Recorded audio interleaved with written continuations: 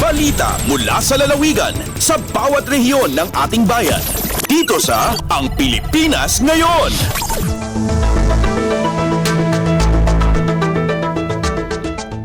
Narito na ang bugso ng ating mga regional news. Dumako muna tayo sa rehiyon ng Luzon.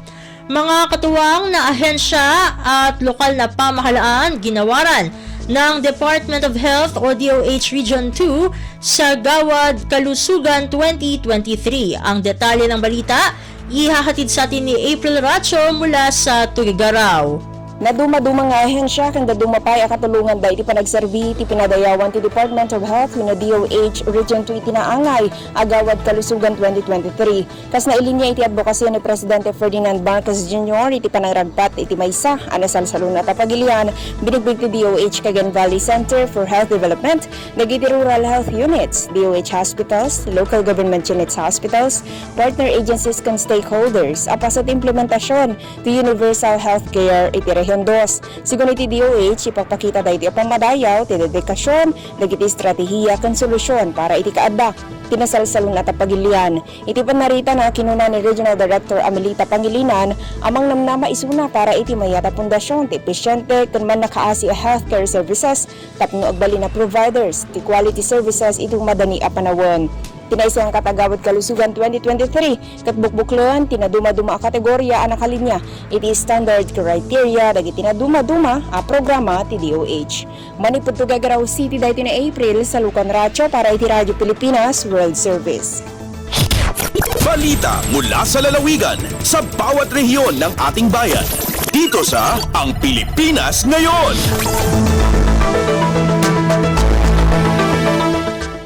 Inyong napakinggan ang ulat ni April Racho mula sa Tugigaraw. Alamin naman natin ang balita mula sa Baguio City franchise renewal ng Benguet Electric Cooperative. Aprobado na sa committee level ng mababang kapulungan ng Kongreso. Ang kabuang ulat ihatid sa atin ni Jong Munar.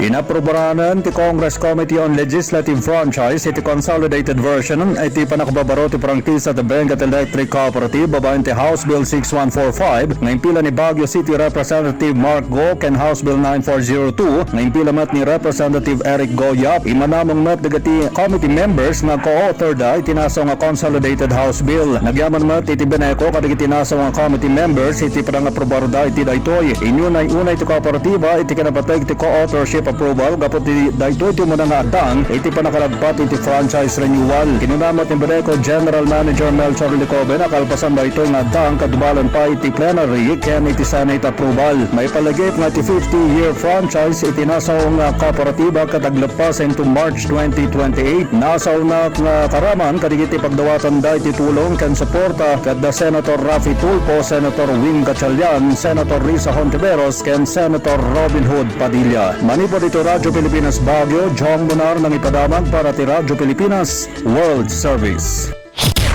Balita mula sa lalawigan sa bawat rehiyon ng ating bayan. Dito sa Ang Pilipinas Ngayon.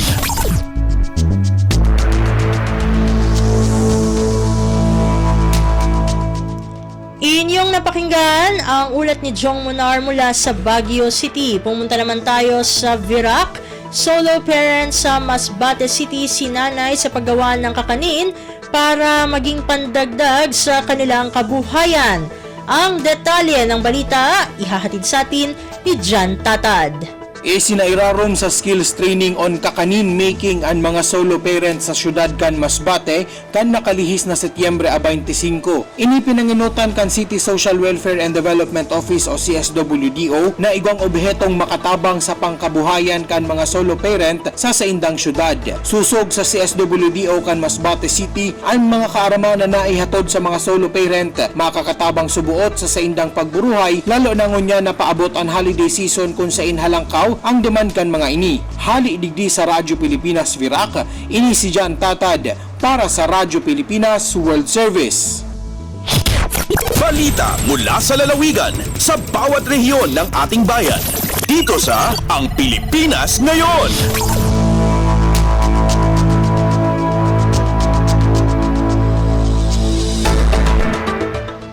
Inyong napakinggan ang ulat ni John Tatad mula sa Virac. Dumako naman tayo sa rehiyon ng Kabisayaan, lokal na pamahalaan ng lalawigan ng Cebu na nanawagan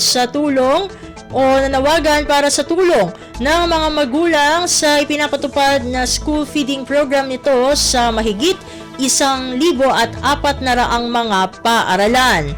Pakinggan ang kabuoang ulat na ihahatid sa atin ni Carmel Matus mula sa Cebu.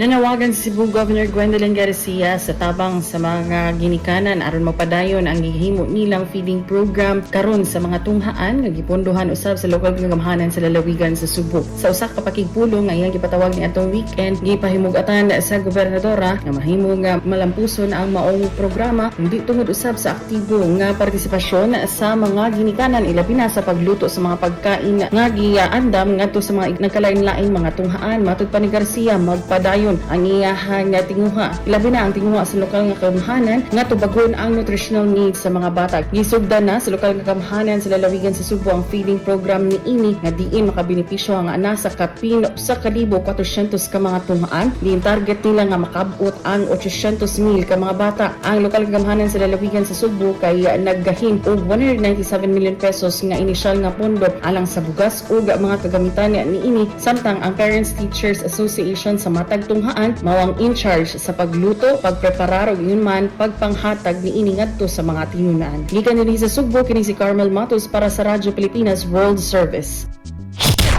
Balita mula sa lalawigan sa bawat rehiyon ng ating bayan. Dito sa Ang Pilipinas Ngayon.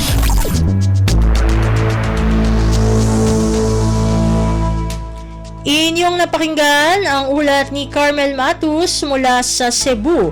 Pumunta naman tayo sa Iloilo National Bike Day 2023, matagumpay na idinaos sa Iloilo City. Narito ang detalye ng balita na ihahatid sa atin ni Paul Tarosa.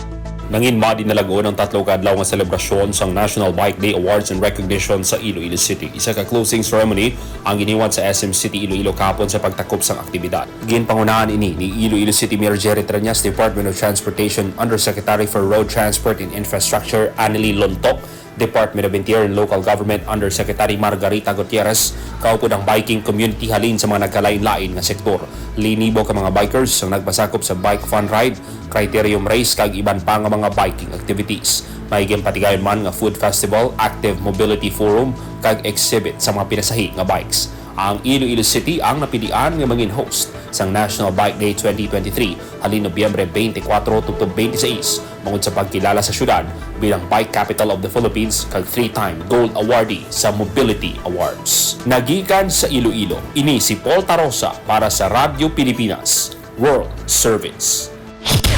Balita mula sa lalawigan sa bawat rehiyon ng ating bayan. Dito sa Ang Pilipinas Ngayon.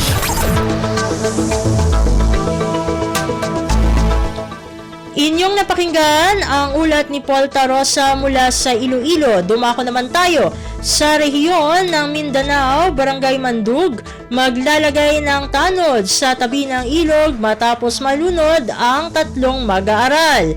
Ang kabuang ulat ihahatid sa atin ni Sheila Lisondra mula sa Davao.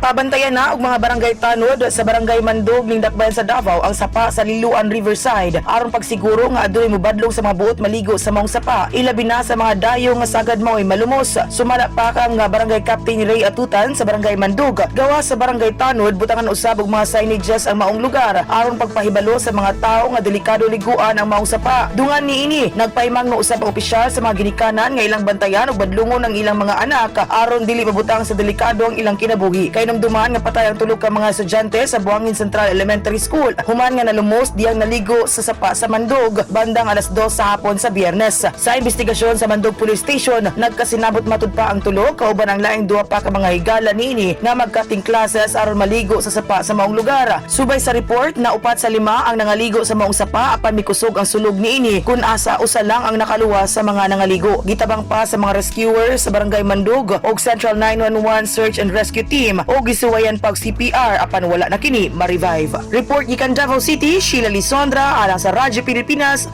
World Service. Balita mula sa lalawigan sa bawat rehiyon ng ating bayan. Dito sa Ang Pilipinas Ngayon.